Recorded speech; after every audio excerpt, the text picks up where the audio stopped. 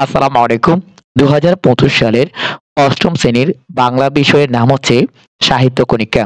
আজকে আমরা বাংলা বিষয়ের সর্বশেষ কবিতাটি নিয়ে আলোচনা করব। নাম হচ্ছে একুশের গান। লিখেছে আব্দুল গাফফার চৌধুরী। ১৩৩ নং পৃষ্ঠা থেকে শুরু করেছে যে কবিতার অংশ এবং গদ্য। তোমাদের ৮ম শ্রেণীর সূচিপত্র শ্রেণী।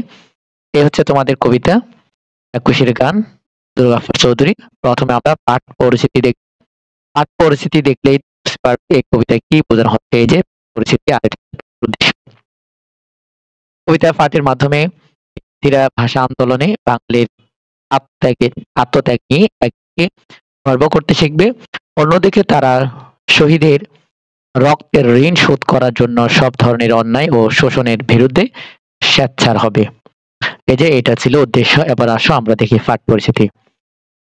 ১৯৫৩ খ্রিস্টাব্দে হাসান হাফিজুর রহমান সম্পাদিত ২১শে ফেব্রুয়ারি সংকলনে একুশের গান প্রথম ছাপা হয়।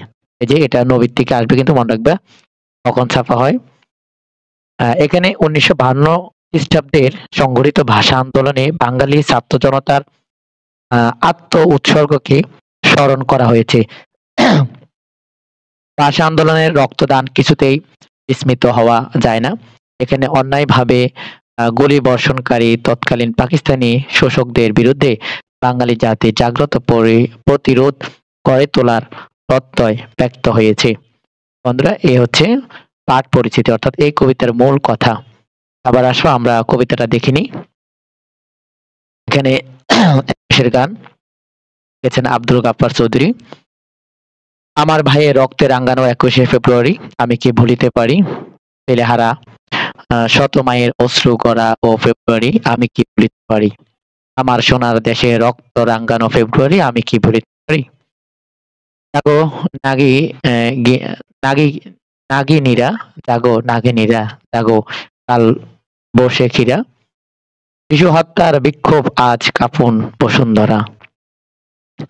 বসুন্ধরা, দেশের সোনার ছেলে খুন করে রোখে মানুষের দাবি, দিন বদলের ক্লান্তি ক্লান্তি লগ্নে তবু তোরা পার পাবি, না না না খুন রাঙ্গা ইতিহাসে শেষ রায় দেওয়া ১৩ই ফেব্রুয়ারি ২১শে ফেব্রুয়ারি।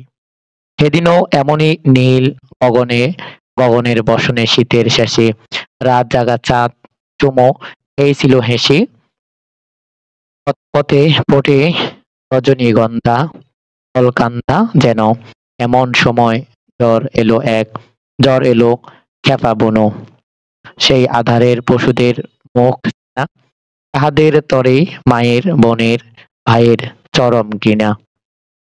ওরা গুলি চড়ে এদেশের প্রাণে দেশের দাবিকে রোখে, ওদের ঘৃণ্য পদাঘাত এই বাংলার বুকে। ওরা এদেশের নয়, দেশের ভাগ্য ওরা করে বিক্রয়, ওরা মানুষের অনু বস্ত্র শান্তি নিয়েছে কারি ২১শে ফেব্রুয়ারি। তুমি আজ জাগো ২১শে ফেব্রুয়ারি, আজও জালিমের কারাগারে মরে ভীর ছেলে বীর নারী, আমার শহীদ ভাইয়ের আত্মা ডাকে, জাগো মানুষের সুপ্ত শক্তি হাটে মাঠে ঘাটে পাকে, দারুণ ক্রোধের আগুনে আবার জ্বলবে ফেব্রুয়ারি ২১শে ফেব্রুয়ারি। এই ছিল কবিতা। এখন আসি আমরা শব্দের অর্থগুলো দেখে নিই। এই যে শব্দের অর্থ, এখানে রক্তে রাঙ্গানো বলতে কি বোঝাচ্ছে, অশ্রু গড়া বলতে কি বোঝাচ্ছে, ক্রান্তি অর্থ কি দেখো। এরপরে পাঠের উদ্দেশ্য, পাঠ পরিচিতি আমরা পড়েছিলাম। এবার আসো, এখানে হচ্ছে কবি পরিচিতি। আব্দুল গাফফার চৌধুরী কথাশিল্পী, গীতিকার, প্রাবন্ধিক, কলামিস্ট হিসেবে খ্যাতিমান।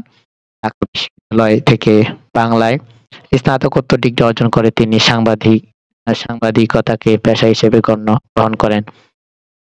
এই যে দেখো, তিনার জন্ম হচ্ছে ১৯৩৪ খ্রিস্টাব্দে বরিশালে জন্মগ্রহণ করেছিলেন, আর তিনি মৃত্যুবরণ করেছিলেন ২০২২ খ্রিস্টাব্দে ১৯শে মে লন্ডনে মৃত্যুবরণ করেন তিনি। বন্ধুরা, আশা করি বুঝতে পেরেছ। আজকে আমরা তোমাদের দেখিয়ে দিলাম, তোমাদের মোট ১৩টি কবিতা নিয়ে আপলোড করা হয়েছে। নিচে দেখো, এটা হচ্ছে কর্ম অনুশীলন বহু নির্বাচন প্রশ্ন। যেমন এখানে বলা হয়েছে, আমার শহীদ ভাইয়ের আত্মা ডাকে, এখানে কোন শহীদের কথা বলা হয়েছে? হ্যাঁ, 1971 মুক্তিযুদ্ধে, 90, 52 ভাষা আন্দোলনের কি হবে উত্তর? উত্তর হবে যে খ, 52 ভাষা আন্দোলনের।